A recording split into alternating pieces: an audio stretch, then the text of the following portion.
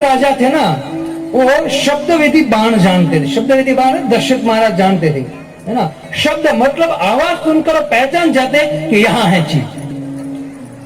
पुष्यित्र महाराज ने आहट सुनी कि अंधेरे में शेर आया है ना। शेर आया है। तुरंत पुष्यित्र महाराज ने खड़े हो गए और खड़े होकर शब्दवेदी जो तलवार थी ना, वो तलवार फेंकी।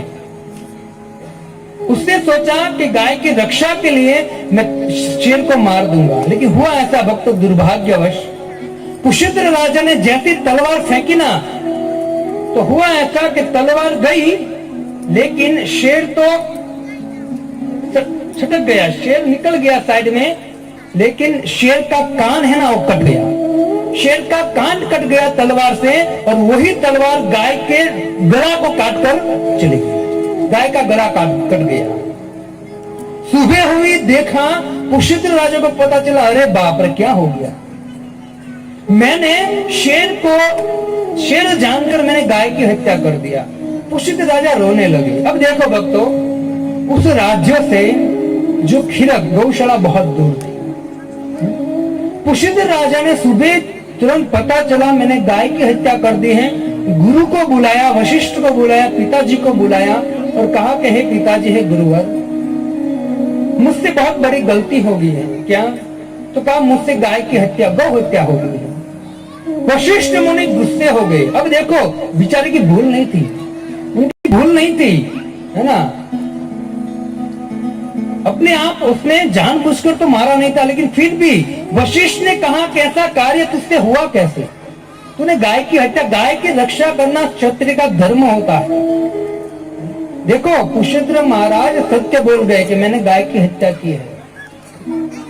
अगर मान ली पुष्यित्र राजा वही गाय को पकड़कर अग्नि संस्कार कर देते, वहीं किसी को पता चलता नहीं। लेकिन पुष्यित्र राजा क्योंकि सूर्यवंश में थे वो, और सूर्यवंश के प्रतापी राजा ईशान भगवान के पीछे चलने वाले थे, तो झूठ बोलने वाले नहीं थे, धर्म का पालन करने वाले थे। पुष्यित्र राजा को तुरंत वशिष्ठ मुनि ने शाप दे दिया कि मैं तुझे शाप देता हूं कि तेरा जन्म है ना, वो शूद्र कुल में हो। पुष्यित्र ने उस शाप को श्रुधार्य करा, और पुष्यित्र राजा कहते हैं कि जंगल में विचरण कर रहे थे। विचरण करते करते, तपस्या करते करते उनका शरीर छूटा और वो उच्च गति को प्राप्त हुआ। तो मनु महाराज की संतान में से एक पुष्यित्र थे। भक्तों, आप श्रीमद् भागवतम पढ़ोगे 9वां स्कंद। मैं बारंबार कहता हूँ, श्रीमद् भागवतम के 12 स्कंद है, और सबसे प्रिय मन मुझे कोई स्कंद है ना, तो 9वां स्कंद है। क्योंकि आप पद्म पुराण और स्कंद पुराण को मिलाकर 9वां स्कंद पढ़ोगे ना, आपको आनंद ही आनंद आएगा। क्योंकि इस स्कंद में सूर्यवंश के जो राजा है ना, ऐसे प्रतापी राजा है जिसने भगवान के पीछे चलते चलते, धर्म का पालन करते करते प्रजा की रक्षा किया है। सुखदेव गोस्वामी कहते हैं 10 पुत्रों में से सबसे बड़ा था इक्ष्वाकु। चले, हम राम जन्म कराना है, उसके बाद कृष्ण जन्म भी कराना है ना। तो पहले हम राम जन्म की ओर आगे बढ़े। आप सब तैयार हो भगवान श्री राम का स्वागत करने के लिए? स्वागत है, तैयार है आप? हरि बोल बोले, हरि बोल। मनु महाराज के सबसे बड़े पुत्र, जिसका नाम था इक्ष्वाकु। इक्ष्वाकु की, देखो भक्तों, इक्ष्वाकु को 100 पुत्र थे, और उसमें से एक पुत्र के द्वारा 61वीं पीढ़ी में राम आए। दूसरे 99 पुत्र तो अलग है। इससे सुखदेव गोस्वामी परीक्षित महाराज को कहते हैं कि मैं तुझे सूर्यवंश की कथा कहूंगा, हे राजन, मैं तुझे सूर्यवंश की कथा कहूंगा, लेकिन याद रख, तू तेरे पास अभी 3-4 दिन बाकी है। सूर्यवंश की कथा जो है ना, मैं 100 साल तक तुझे कहूंगा ना, फिर भी पूरी नहीं होगी। लेकिन तेरे पास कितना है? एक बार एक व्यक्ति राधा गोविंद महाराज को कहता था कि महाराज जी, सुखदेव गोस्वामी ने भगवान का वर्णन किया, भगवान के 8 रानियों का वर्णन किया, भगवान के अनेक पुत्र थी, पुत्रियां थी, तो सुखदेव गोस्वामी ने भगवान के पुत्र और पुत्रियों का वर्णन क्यों नहीं किया? तो महाराज ने कहा कि परीक्षित महाराज को 7 दिन का शाप लगा था, अगर 14 दिन का लगता तो वो भी कर देते, है ना। शाप तो 7 दिन तक ऐसा ही खाली। तो वैसे ही सुखदेव गोस्वामी कहते हैं कि मैं तुझे शॉर्ट में सूर्यवंश की कथा कहूंगा।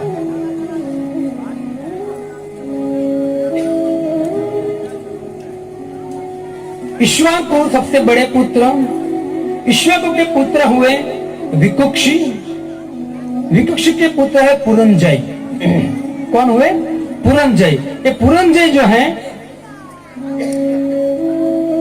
आप देखिए, सूर्य के पुत्र मनु, मनु के पुत्र इक्ष्वाकु, इक्ष्वाकु के पुत्र हुए विकुक्षी और विकुक्षी के पुत्र पुरंजय। पुरंजय ऐसे प्रतापी राजा थे भक्तों के एक बार देवता और असुरों का युद्ध हुआ।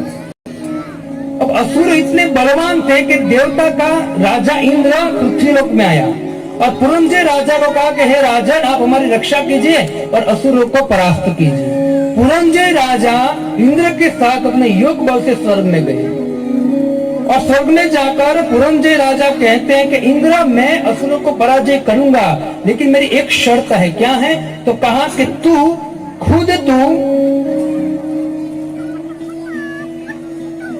बैल बन जा। क्या बन जा? तू बैल का रूप ले ले और तेरे ऊपर मैं सवार होऊंगा और फिर मैं असुर से युद्ध करूंगा। अब इंद्र के पास कोई रास्ता नहीं था, इंद्र बने बैल और उनके ऊपर बैठे पुरंजय।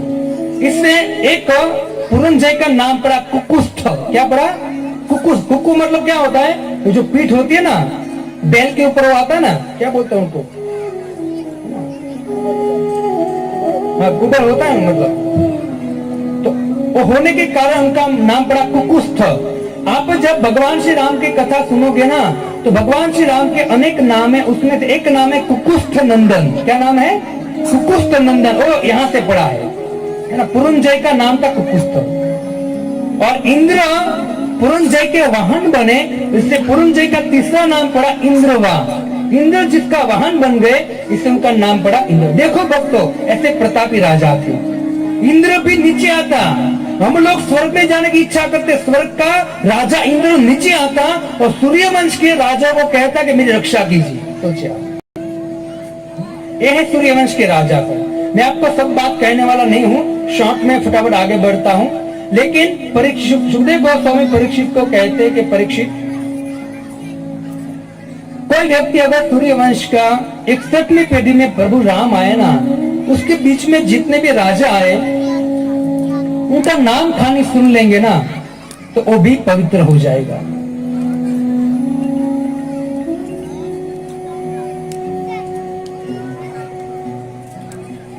पुरंजय के पुत्र हुए अनेना, अनेना के पृथु, पृथु के विश्वगंधी, विश्वगंधी के चंद्र, चंद्र के युनाश, युनाश के श्रावत्व, श्रावत्व के बृहद्वश्व, बृहद्वश्व के कुलाश, कुलाश का एक नाम था धुंधुमाल और कपिलाश्व। 14वीं पीढ़ी में ददाश्व, फिर हरियश्व, उसके पुत्र निकुंभ, उनके पुत्र बहुलाश्व, उनके पुत्र कुशाश्व, उनके पुत्र संजित, उनके पुत्र युनाश्व, उनके पुत्र है मामदाता। मामदाता की कथा बहुत भी सुंदर है, क्योंकि मामदाता जो है वो स्त्री से प्रकट नहीं हुए थे। कि स्त्री के गर्भ से पुत्र निकलता है ना, ये मामदाता है, उनके पिता के गर्भ से प्रकट हुए थे। विलक्षण घटना, ऐसा घटना एक ही है, वो है सूर्यवंश में। जो माता के गर्भ से प्रकट नहीं हुआ, मामदाता अपने पिता के गर्भ से प्रकट हुए। अगर आपको एक कथा सुननी है ना, तो 25 तारीख से लेकर 2 तारीख तक शायद हमारे विरार में ही, है ना, हम महा उत्सव रखने वाले राम जन्माष्टमी का उत्सव।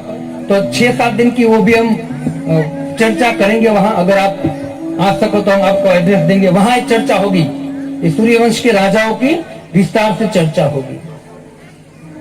मामदा के पुत्र पुरुकुत्स, पुरुकुत्स के दशदस्यु, अरण्य, हरियश्व, अरुण, त्रिबंधन, त्रिशंकु, सत्यव्रत, हरिश्चंद्र, रोहित, हरित, चंप, सुदेव, विजय, भरुक, वृक, बाहुक, सगर, असमंजय, अंशुमान और दिलीप। सगर के पुत्र अंशुमान, असमंजन के अंशुमान और अंशुमान के हुए दिलीप और दिलीप के पुत्र भगीरथ। जो गंगा आई है ना इस भूतल पर, वो भूतल पर गंगा को लाने वाला कौन है? महाराज भगीरथ। बहुत सुंदर कथा है श्रीमद् भागवतम। अभी समय कम है हमारे पास। भगीरथ के पुत्र शुक, नाभ, सिंधुदीप, आयुतायु, ऋतुपर्ण, सर्वकाम, सुदाम, सौदाम, बालिक। बालिक का नाम है नारी कवच। वो भी कथा है सुंदर। उसका उनके पुत्र दशरथ, वो दशरथ नहीं, दूसरे वाला दशरथ है। और दशरथ के पुत्र एडविड, एडविड के पुत्र उसे विश्वसह के खटवांग। जब परीक्षित महाराज ने प्रश्न किया था शुरुआत में कि प्रभु मेरे पास 7 दिन है, मुझे क्या करना चाहिए, तब कहते सुखदेव गोस्वामी, परीक्षित बहुत भाग्यशाली है, तेरे पास 7 दिन है, तेरे पास 7 दिन है। खटवांग दीर्घ बाहुश्च। खटवांग महाराज के पास 2 क्षण का टाइम था। कितना? 2 मुहूर्त। लेकिन फिर भी 2 मुहूर्त में, थोड़े समय में उसने भगवान का भजन कर कर वो भगवान के धाम में चले गए। तेरे पास 7 दिन है, टेंशन मत लो। एक खटवांग महाराज, उनकी भी सुंदर कथा है खटवांग महाराज की।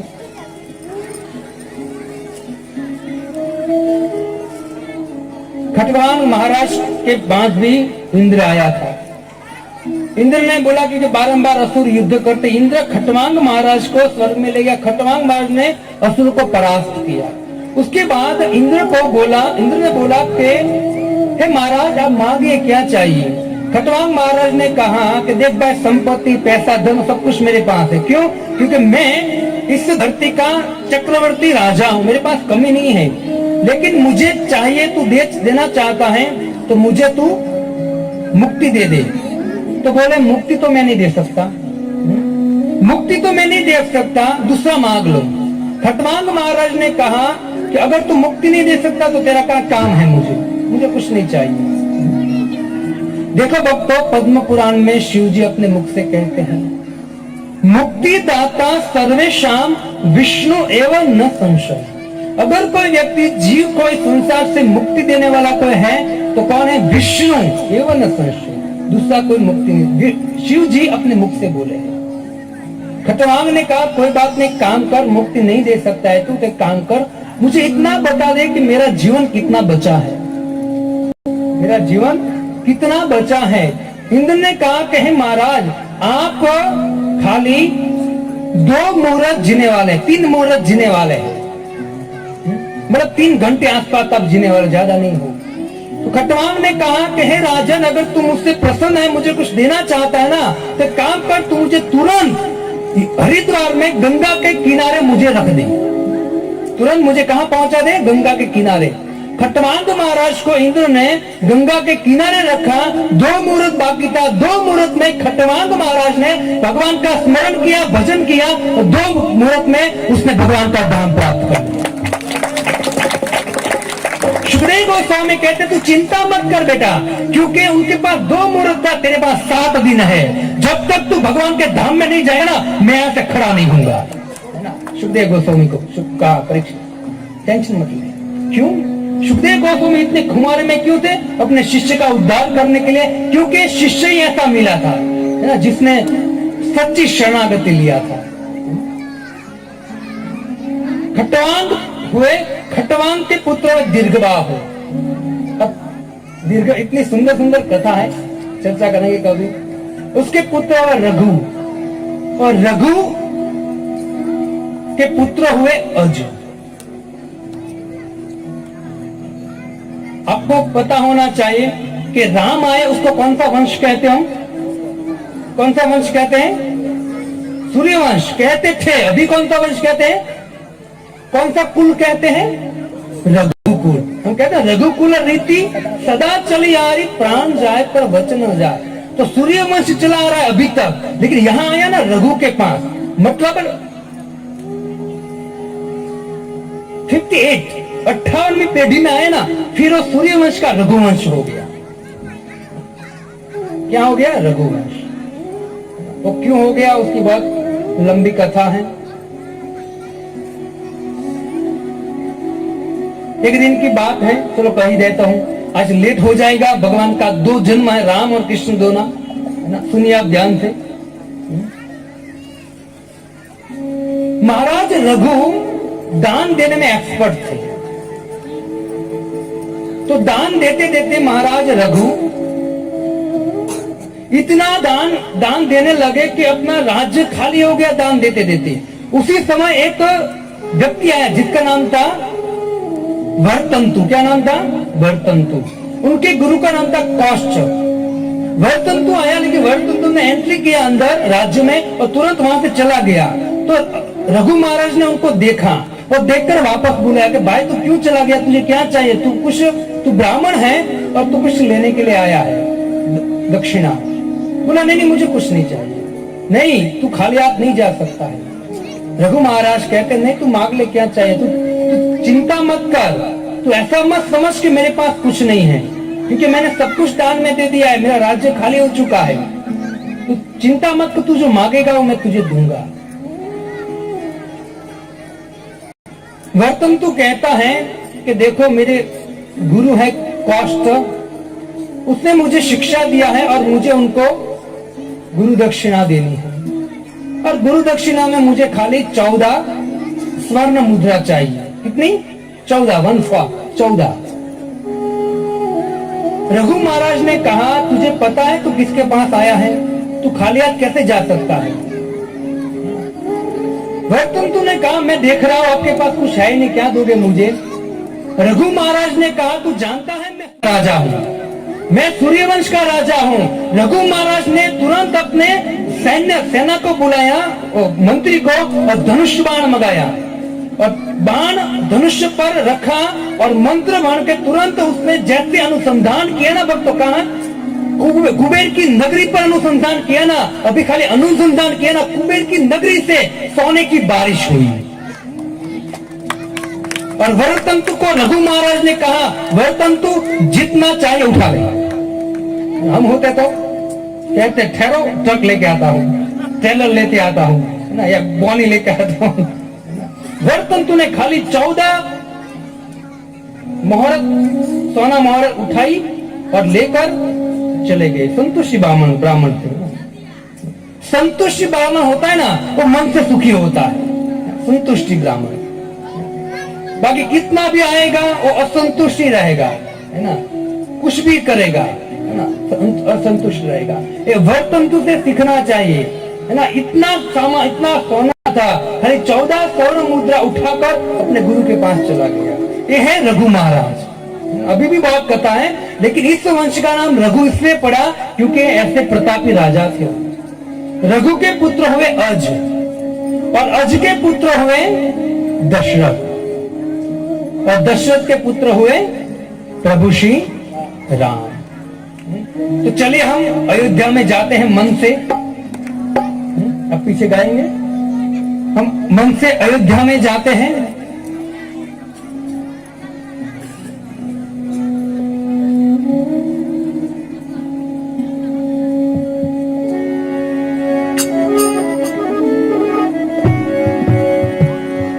दशरथ महाराज अयोध्या में वास कर रहे।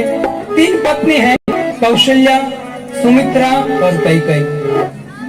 गोस्वामी जी कहते हैं कौशल्यादि नारी प्रिया सब आचरण पुनी,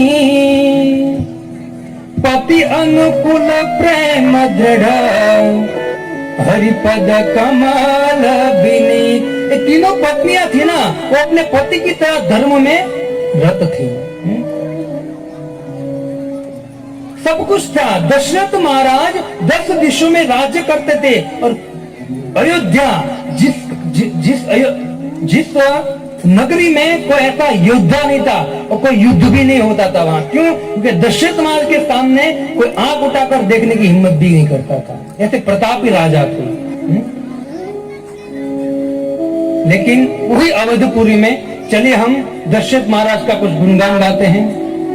अवधपुरी रघुपुर मनि राहो,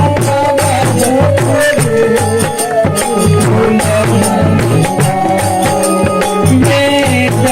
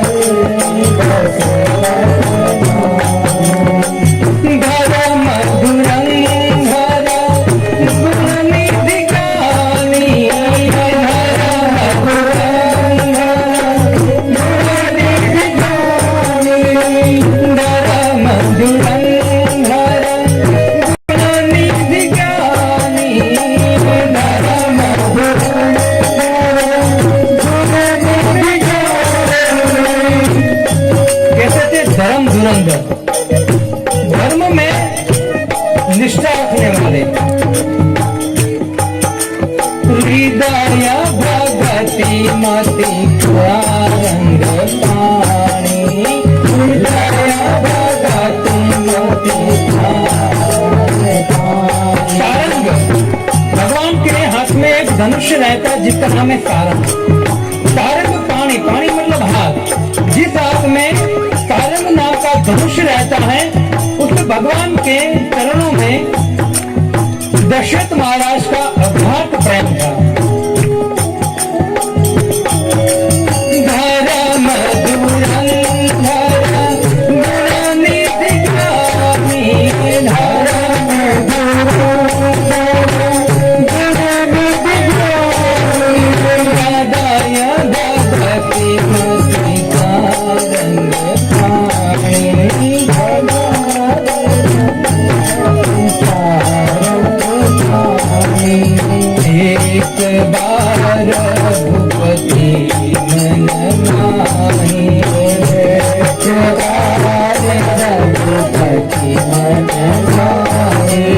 देखो भक्तों, दशरथ महाराज के पास सब कुछ था, लेकिन मैंने आपको कल ही बोला कि जिसके पास बहुत कुछ होता है लेकिन फिर भी कुछ ना कुछ कमी रहती है, क्योंकि संसार जो है अपूर्ण है और अपूर्ण संसार में सब कुछ अपूर्ण है।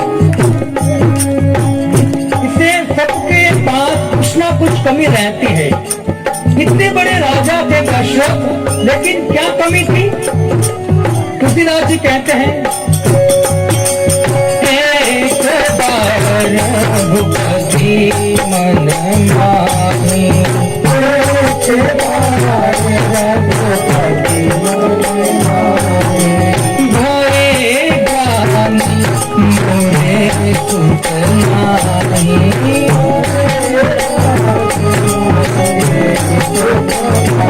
कुछ था लेकिन संतान नहीं था। संतान का सुख न होने के कारण दशरथ महाराज मन से खिन्न उदासीन रहते थे।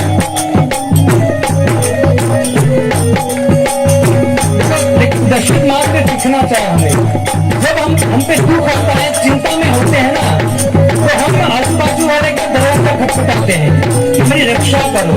लेकिन हमको दशरथ से सीखना चाहिए तो जब भी कुछ प्रॉब्लम हो ना तो कहाँ जाना चाहिए? गुरु गृह गए हूँ तुरंत माही पाला,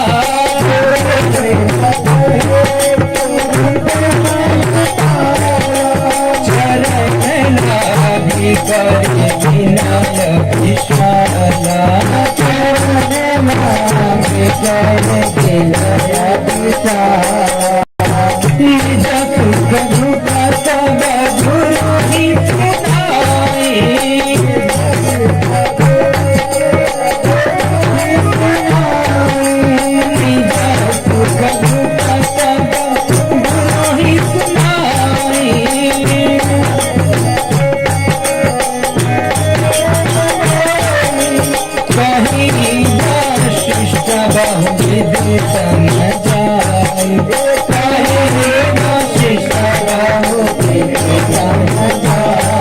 समस्त प्रकार का जो दुख का है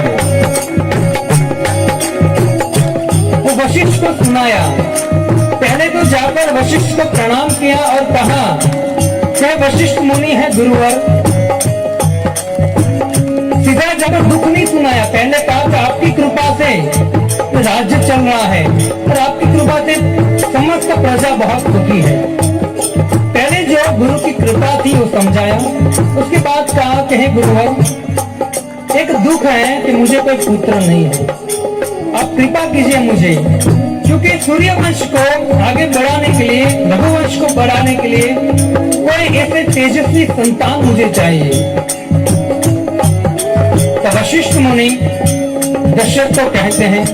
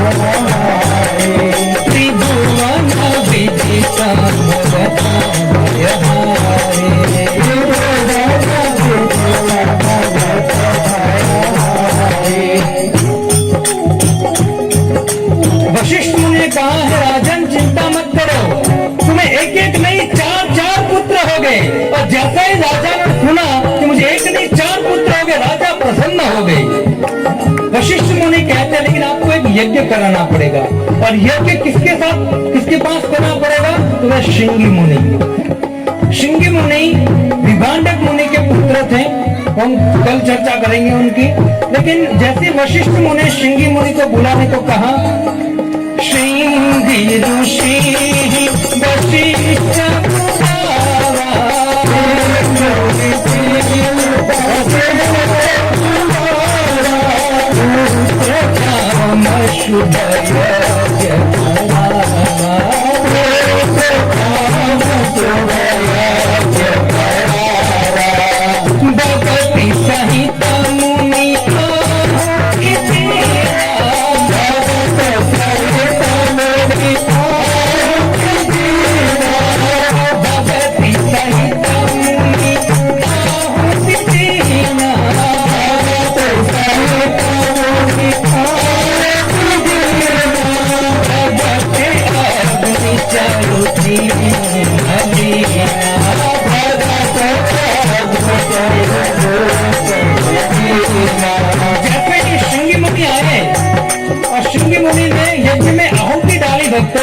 उसी समय उस यज्ञ में से एक तेजस्वी अग्निदेव प्रकट हुए, और अग्निदेव के हाथ में चरु था, जिसको हम खीर बोलते हैं।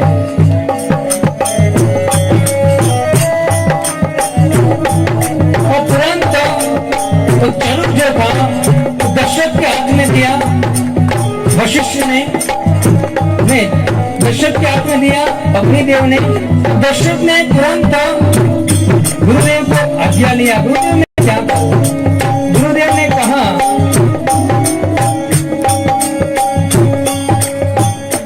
कि तेरी पत्नी को 3 भाग में काट कर पिला देना, समय आने पर, शुभ समय आने पर तुझे 4 पुत्रों की प्राप्ति होगी।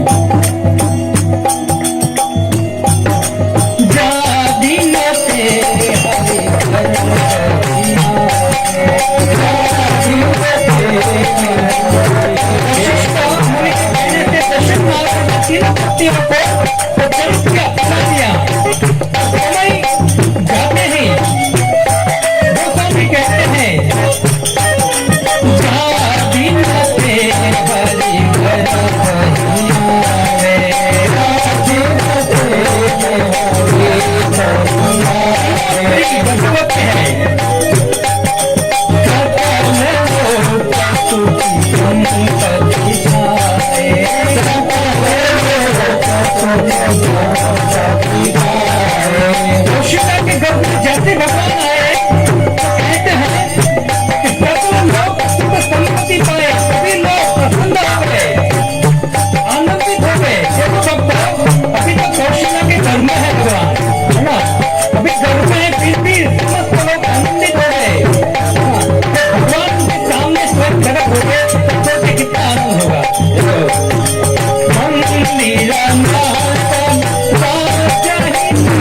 जी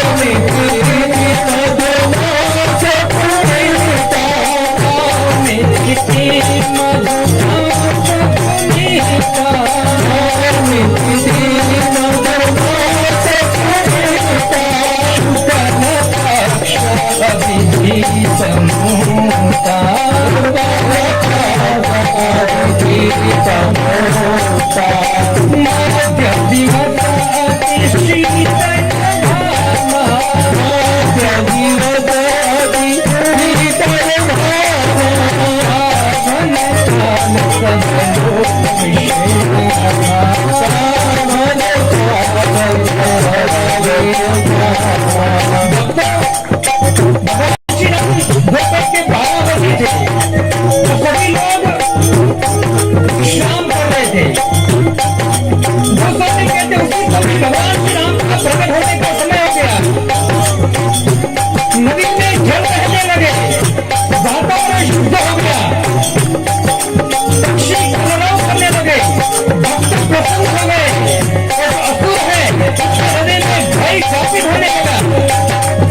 देवता नाचने लगे, गंधर्व गाने लगे। बड़े बड़े पहाड़ पे जैसे सूर्य प्रकट होता है और शेर के दम से सूर्य प्रकट होता है, वैसे पक्षियों के गम से भगवान श्री राम प्रकट हुए।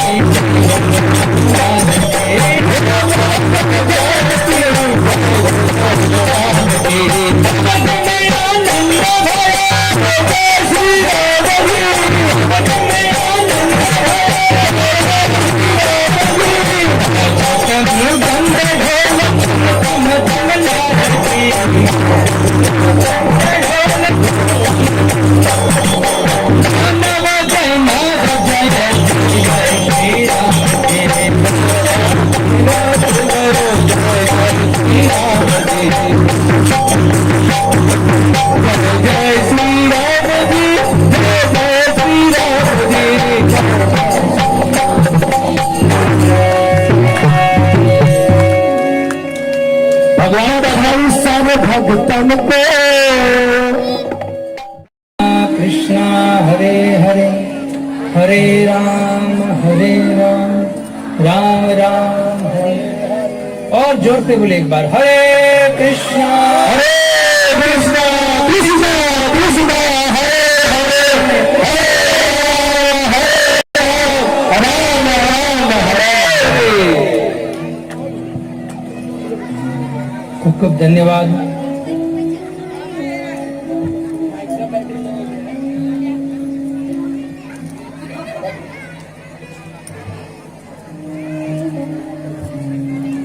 भगवान श्री राम का प्रागट्य का उत्सव अपने आनंद से कीर्तन किया, भगवान का स्वागत किया।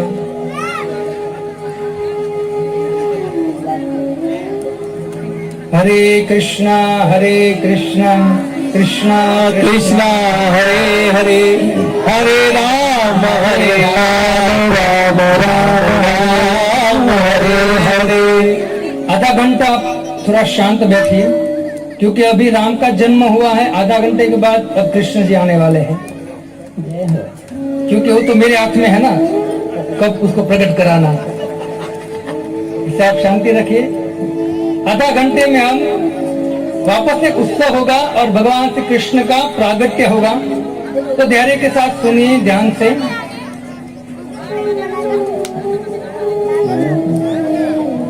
सुखदेव गोस्वामी परीक्षित को भगवान श्री राम का जन्म की कथा सुनाकर अचानक परीक्षित महाराज सुखदेव गोस्वामी को प्रश्न करते हैं।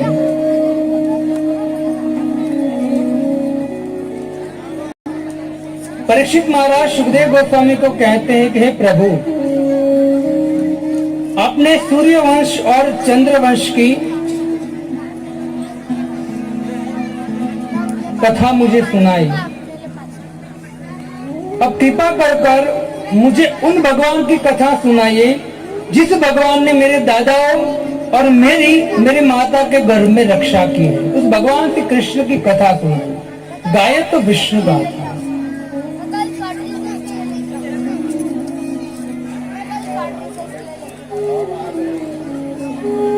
तो भगवान श्री कृष्ण जैसे श्री राम सूर्यवंश में प्रकट हुए, वैसे भगवान श्री कृष्ण चंद्रवंश में प्रकट हुए। श्रीमद् भागवतम के 9वें स्कंद के 14 अध्याय तक सूर्यवंश की कथा है और 14 अध्याय के बाद चंद्रवंश की कथा है। सुखदेव गोस्वामी कहते हैं कि ब्रह्मा जी के आंख से एक पुत्र उत्पन्न हुआ था जिसका नाम था अत्रि। अत्रि के पुत्र हुए सोम, सोम के पुत्र हुए बुध।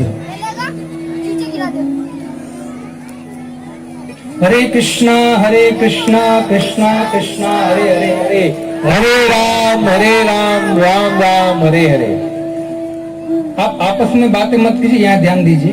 मुझे पता है बहुत फॉर्म में हो अभी, लेकिन थोड़ा आपके वजह से दूसरे कोई डिस्टर्ब ना हो, इसका तो ध्यान रखिए थोड़ा।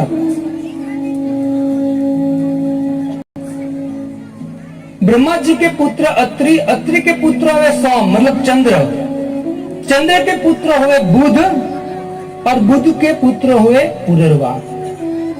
पुरर्वा के और उर्वशी के द्वारा 6 पुत्र हुए, जिसके नाम था आयु, सत्यायु, शुतायु, रय, विजय और जय। ये 6 पुत्र थे। उसमें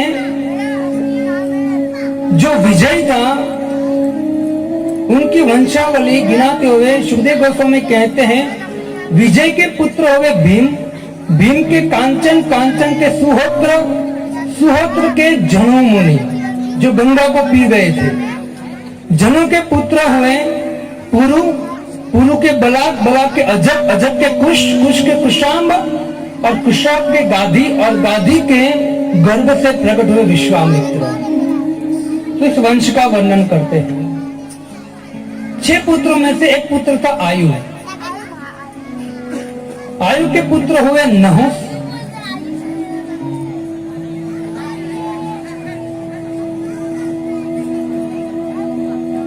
नहुस के 6 पुत्र थे, उसमें से सबसे बड़ा था ययाति। ययाति ने शुक्राचार्य की पुत्री देवयानी से शादी किया और वृषपर्वा की पुत्री शर्मिष्ठा से भी शादी किया। और ययाति को 2 पत्नी के द्वारा 5 पुत्र हुए, उसमें से सबसे पुत्र थे यदु, जिस कुल में भगवान श्री कृष्ण आए। तो वही यदु कुल में अनेक राजा आए, रंतिदेव है आदि, और उसमें से एक राजा है देवमीड। देवमीड राजा थे भक्तों। उस देवमीड की 2 पत्नियां थी, एक क्षत्रिय पत्नी थी और एक वैश्य पत्नी थी। क्षत्रिय पत्नी से देवमीड को एक पुत्र हुआ जिसका नाम था सूरसेन, और जो देवमीड की दूसरी पत्नी थी वैश्य, उससे पुत्र हुआ पर्जन्य।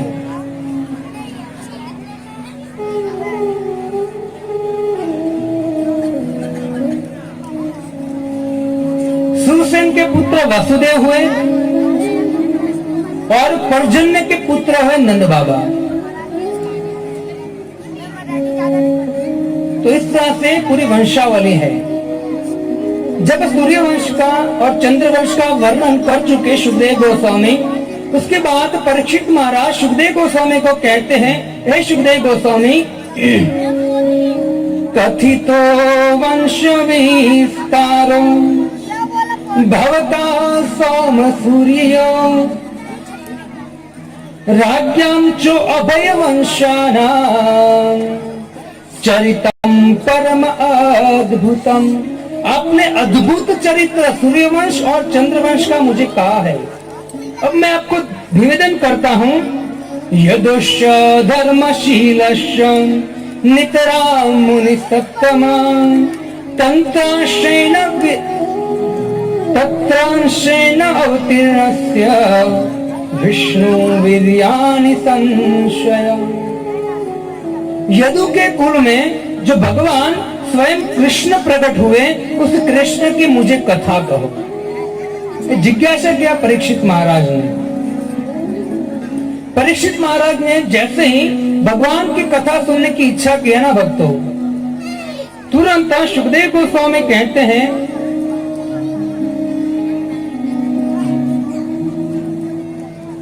हे परीक्षित, तेरी जो इच्छा है ना, तेरी जो जिज्ञासा है, वो जिज्ञासा को मैं सराहता हूं। बहुत प्रसन्न हो गए सुखदेव गोस्वामी। परीक्षित महाराज कहते हैं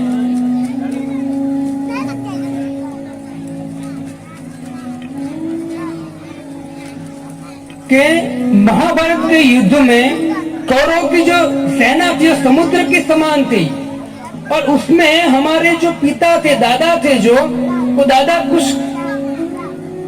उनके सामने टिकने के लिए सक्षम नहीं थे। लेकिन है सुखदेव गोस्वामी, मैं जानता हूं तब तक भगवान श्री कृष्ण की वजह से मेरे दादा ऐसे समुद्र समान जो योद्धा थे, उन सबको पार गए। समुद्र समान सेना को पार कर कर वो युद्ध को जीत गए। तो जिसकी कृपा से युद्ध जीते हैं, मेरे दादा के सामने बड़े बड़े अतिरथी, रथी, तिमिंगल बड़े बड़े राजा थे, जैसे पितामह भीष्म, द्रोणाचार्य, कर्ण, शल्य, बड़े बड़े योद्धा थे। लेकिन उन सबको मेरे दादाओं ने इस तरह से जीत लिया, जिस तरह से कोई बच्चा गाय के खून से बना हुआ खड्डे को लांघ जाता है। वैसे ही भगवान श्री कृष्ण की कृपा से मेरे दादाओं ने असह्य ये जो धर्म युद्ध था वो जीत लिया। मेरी गर्भ में रक्षा किया, मेरी माता की रक्षा किया। हे सुखदेव गोस्वामी, कृपा करके उस भगवान यदुकुल में प्रकट हुए भगवान श्री कृष्ण की कथा मुझे सुनाइए। देखो जिज्ञासा करे परीक्षित महाराज। ये परीक्षित महाराज पूरे श्रीमद् भागवतम में जो जिज्ञासा किया ना भगवान के विषय में, वो सुन सुनकर सुखदेव गोस्वामी इतने प्रसन्न होते थे। भक्तों, जीवन में याद रखना,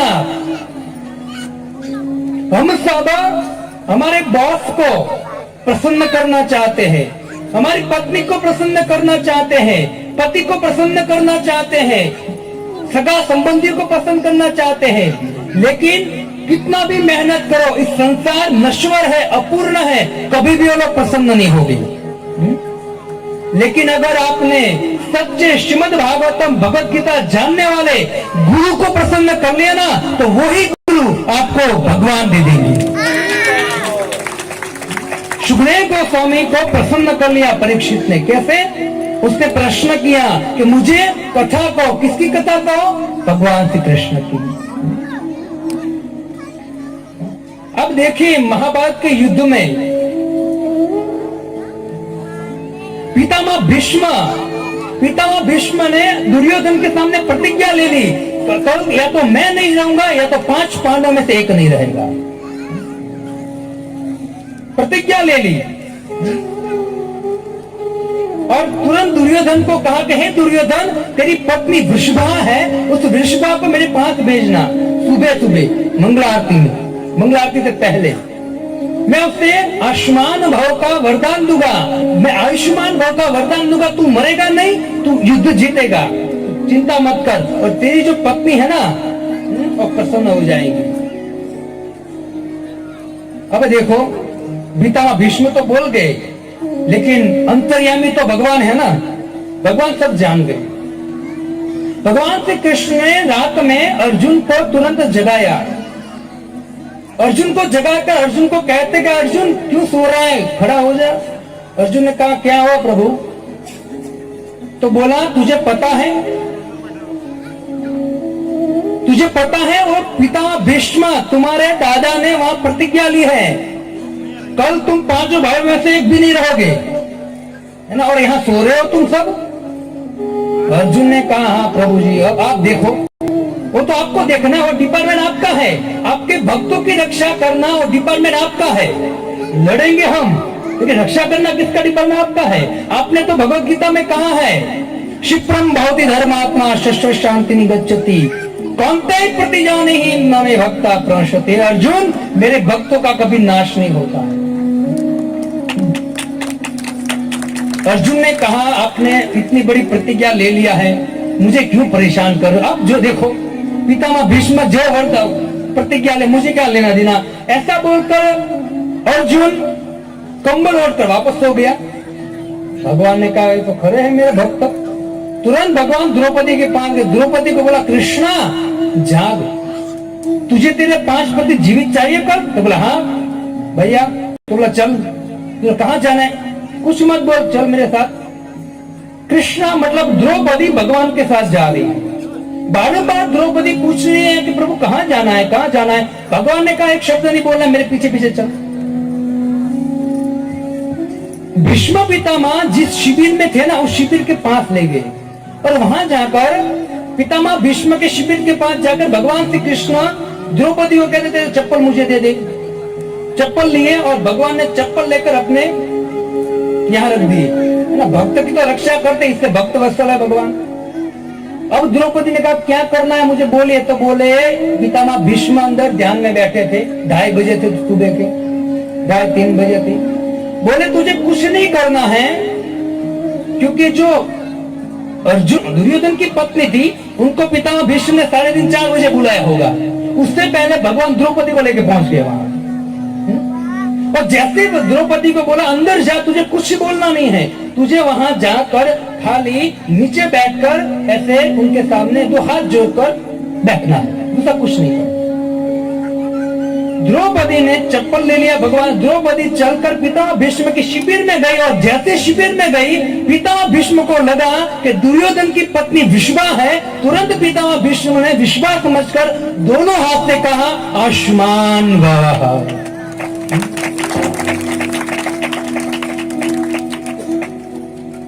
और ऐसा कहकर पितामह भीष्म ने आंख खोली तो कौन थी वहां? द्रौपदी थी। पितामह भीष्म दूसरा कुछ बोले उससे पहले बोल गए तो वो कहां है? द्रौपदी को पूछा वो कहां है? वो टेढ़ी टांग वाला कहां है? मुरली वाला कहां है? क्योंकि ऐसी बुद्धि तेरी चल ही नहीं सकती है कि तू इस तरह से मेरे सामने आ, है ना। ऐसी बुद्धि तेरी नहीं चल सकती है, निश्चित उसका काम है। कहाँ है वो? तो भगवान कोने से बाहर निकले चप्पल लेकर, तो द्रौपदी को कहा ले पहन ले बहन, अब हो गया काम हमारा। पितामह भीष्म का वाह मुरली वाले वाह, आपने है ना चक्कर चलाया, ठीक चलाया। भगवान ने कहा मेरे भक्तों के लिए मैं कुछ भी कर सकता हूँ भाई। पितामह भीष्म भी भीष्म से 9-12 महाजनों में से एक सामान्य व्यक्ति नहीं है पितामह भीष्म। पितामह भीष्म ने कहा कि प्रभु ठीक है, अगर आप मेरी एक प्रतिज्ञा तोड़ा है ना, दूसरी प्रतिज्ञा लेता हूं। भगवान पितामह भीष्म वहां कहते हैं कल हरि को जो शस्त्र न दहाऊ, तो लाजू गंगा जननी को शांतनु सुत न कहा। कल अगर भगवान आपको शस्त्र न, क्योंकि भगवान ने प्रतिज्ञा लिया था शस्त्र नहीं उठाऊंगा, पितामह भीष्म कहते हैं कल आपको शस्त्र उठाना पड़ेगा, ऐसा युद्ध करूंगा ना आपको उठाना पड़ेगा। ऐसा ही हुआ भक्तों। दूसरे दिन के युद्ध में पितामह भीष्म अर्जुन के सामने इस तरह से लड़ रहे थे, है ना। पिता कहते कि पितामह भीष्म को के साथ लड़ते लड़ते अर्जुन को कभी भी पसीना नहीं आया था युद्ध में, लेकिन पितामह भीष्म के सामने आए ना, अर्जुन को पसीना आने लगा। भगवान श्री कृष्ण ने सोचा कि आज पितामह भीष्म 420 वॉर लेकर आए हैं, है ना। आज अर्जुन गया, आज मेरा अर्जुन को मार के रहेंगे, लेकिन भगवान ने कहा मेरे भक्तों की रक्षा करूंगा। भगवान ने तुरंत जो पितामह भीष्म के बाण है ना, वो अपनी छाती पे ले लिए। अब श्रीमद् भागवतम पढ़ोगे, पहला स्कंद 9वां अध्याय, पितामह भीष्म की स्तुति पितामह भीष्म कहते हैं, है ना, कि आपने मेरे तीक्ष्ण मानव को अपने भक्त की रक्षा के लिए आपने खुद अपनी छाती पे लिए थे प्रभु। वो आप भक्त वत्सल। लेकिन उससे भी काम नहीं चला ना भक्तों, उससे भी काम नहीं चला। भगवान तुरंत रथ से कूदे और रथ का पहिया उठाया और पितामह भीष्म की ओर दौड़े, कहा भीष्म को छोड़ूंगा नहीं मैं, तू मेरे भक्तों को मार रहा है ना। पितामह भीष्म ने अपने धनुष्य छोड़ दिए, बाण छोड़ दिए और 2 हाथ जोड़कर कहा आइए केशव, स्वागत है आपका, है ना, क्योंकि मैं यही चाहता हूं कि आपके हाथ से मेरी मृत्यु हो और मैं आपके धाम में जाऊं। पितामह भीष्म प्रसन्न हो गए, लेकिन अर्जुन भगवान के साथ साथ अर्जुन भी छलांग लगाई, अर्जुन भगवान के पीछे और भगवान के चरण पकड़ लिए। लेकिन भक्तों वेदव्यास जी महाभारत में कहते हैं कि भगवान इतनी त्वरा थी, मतलब इतनी उत्कंठा थी उनके भक्त की रक्षा करने के लिए कि अर्जुन ने पैर पकड़े ना कि नहीं प्रभु आपकी प्रतिज्ञा टूट जाएगी। भगवान अर्जुन को खींचते हुए बहुत दूर तक ले गए, सुन नहीं रहे अर्जुन की, अर्जुन पीछे घसीटा जा रहा है। आप मन से सोचे हो दृश्य, हाथ में चक्र है, हाथ में चक्र है, अर्जुन ने पैर पकड़े हैं, फिर भी भगवान अर्जुन को घसीट रहे हैं। और कहां जा रहे हैं? पितामह भीष्म के पास। संत कहते हैं प्रेम के पाले पर कर प्रभु का नियम बदलते देखा, अपना मान टले टल जाए पर भक्त का मान न टलते देखा। अपना मान टले टल जाए, लोग भले कहे कि भगवान ने शस्त्र उठाया, भले, है ना, मेरी भले निंदा करे, लेकिन मेरे भक्तों की रक्षा करना मेरा कर्तव्य है, वो तो मैं छोड़ूंगा नहीं। यहाँ परीक्षित महाराज कहते कि प्रभु ऐसे मेरे दादाओं की रक्षा क्षण क्षण भगवान श्री कृष्ण की है। अगर भगवान श्री कृष्ण नहीं होते ना प्रभु, तो महाभारत का युद्ध 18 दिन में नहीं 5 दिन में खत्म हो जाता, कौरव जीत जाते। ऐसे भगवान श्री कृष्ण की कथा कहो। और जैसे भगवान श्री कृष्ण की कथा का जिज्ञासा किया, सुखदेव गोस्वामी प्रसन्न हो गए और कहते हैं, प्रश्न करते हैं परीक्षित, हे प्रभु अब मुझे बताइए कि एक पुत्र एक माता के घर से आते हैं, लेकिन मैंने ऐसा सुना है कि बलराम जी 2 माता के घर से प्रकट कैसे हुए? 2 माता के घर से एक पुत्र कैसे प्रकट हुआ, है ना? मतलब हम देखे तो रोहिणी पुत्र भी बलराम जी हैं और देव की पुत्र भी वसुदेव बलराम है, दोनों के गर्भ में आए थे। प्रश्न किया, बहुत सुंदर सुंदर प्रश्न करते कि प्रभु मुझे उस भगवान की कथा सुनाइए जो देव के गर्भ से निकले, प्रकट हुए और वृंदावन चले गए, गोकुल चले गए और 11 साल तक उसने नंद बाबा और यशोदा को आनंद दिया, उस भगवान की कथा सुनाई। जैसे भगवान श्री कृष्ण की कथा सुनने की इच्छा किया ना, तुरंत सुखदेव गोस्वामी प्रसन्न होकर एक वाक्य कहते हैं, एवं निशम्य। सुत गोस्वामी शौनक आदि मुनि को कहते हैं कि जैसे ही परीक्षित महाराज ने भगवान की कथा सुनने की इच्छा किया ना, तो तुरंत सुखदेव गोस्वामी प्रसन्न हो गए। एवं निशम्य भृगुनंदन साधुवाद वैयासकी च भगवान अत विष्णुरात प्रत्यक्ष कृष्ण तरितम कलिकल्म शग्नम आहर्तु भूत भार भगवत प्रधान। जैसे परीक्षित का प्रश्न सुना भगवान की कथा सुनने का, सुखदेव गोस्वामी प्रसन्न होकर एवं निशम्य भृगुनंदन साधुवाद, सुखदेव गोस्वामी कहने लगे साधु साधु साधु। क्यों? क्योंकि आपने भगवान की कथा सुनने की इच्छा किया है।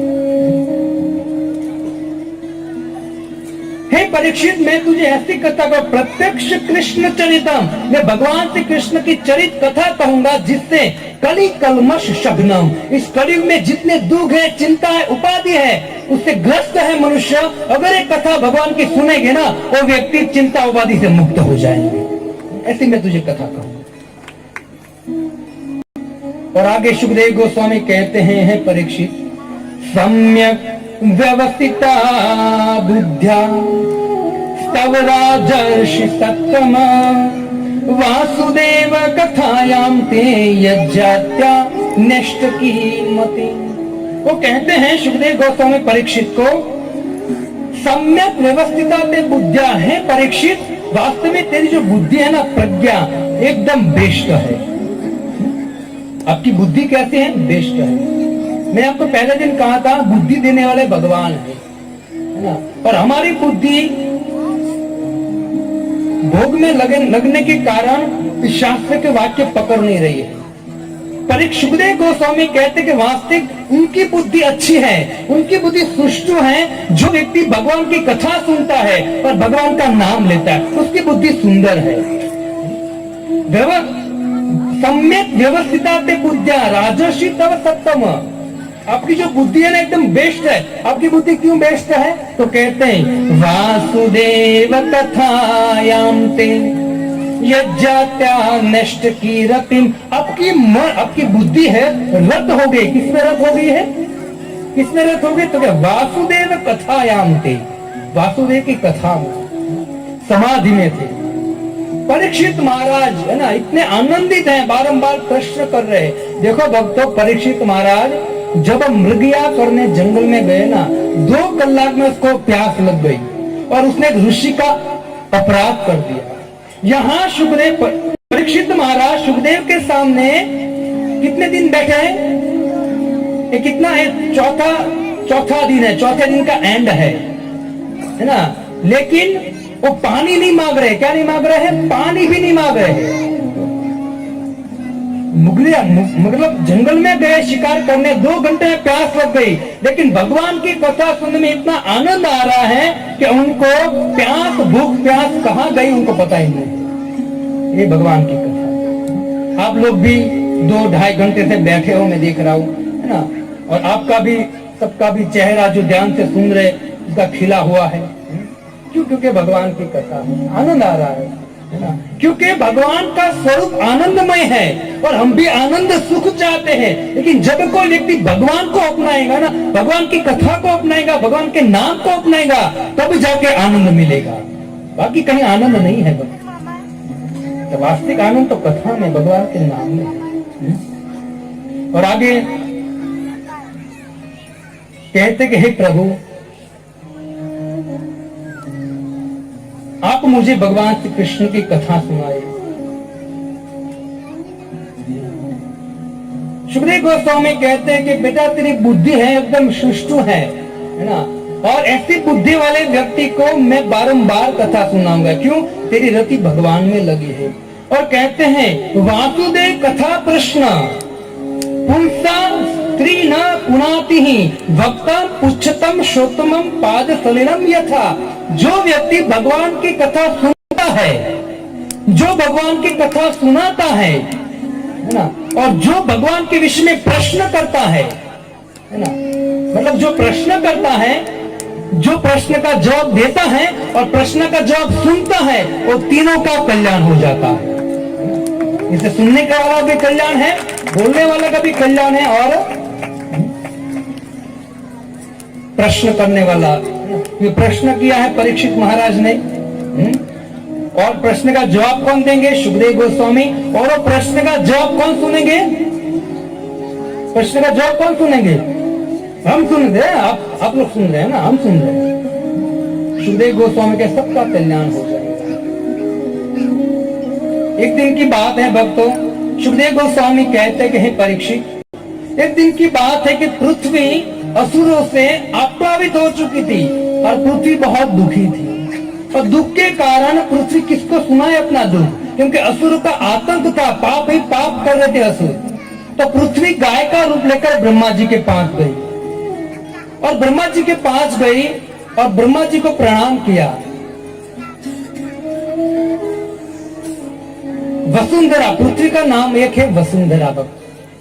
वसुंधरा भगवान की पत्नी है। भगवान श्री कृष्ण ने इस ब्रह्मांड का कारोबार ब्रह्मा जी को दिया है। इससे पृथ्वी देवी सीधा ब्रह्मा के पास गई। हमको एक प्रश्न होता है, पृथ्वी अगर भगवान की पत्नी है तो सीधा भगवान के पास जाना चाहिए, पृथ्वी ब्रह्मा जी के पास क्यों गई? वो ब्रह्मा जी के पास इसलिए गई क्योंकि ब्रह्मा जी भगवान के पुत्र, उनके पुत्र थे, तो पुत्र के पास इसलिए गई क्योंकि पृथ्वी को पता था कि भगवान तो अभी मेरे पति अपने धाम में है, लेकिन इस ब्रह्मांड का कारोबार पुत्र को सौंप कर गई है, इसमें पहले किसके पास जाओ? पुत्र के पास। ब्रह्मा जी को सब कुछ सुनाया। ब्रह्मा जी शिव जी के पास गए, और शिव जी और समस्त देव देवता मिलकर क्षीर सागर में गए। क्षीर सागर जहां भगवान प्रकट होते हैं, क्षीर सागर में जाकर तुरंत वहां देवी देवता और ब्रह्मा जी सहित सबने वहां स्तुति करना चालू किया,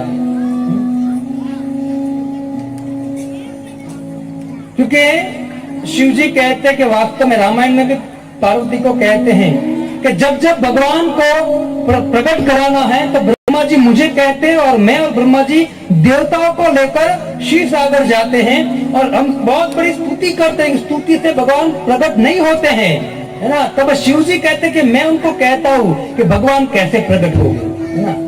क्योंकि भगवान कैसे प्रकट होते, तो कहते प्रेम से प्रकट होई में जाना।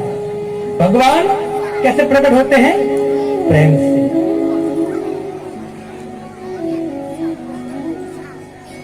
हरि व्यापक सर्वत्र समाना, हरि व्यापक सर्वत्र समाना, हरि व्यापक सर्वत्र समाना, हरि व्यापक सर्वत्र समाना, हरि व्यापक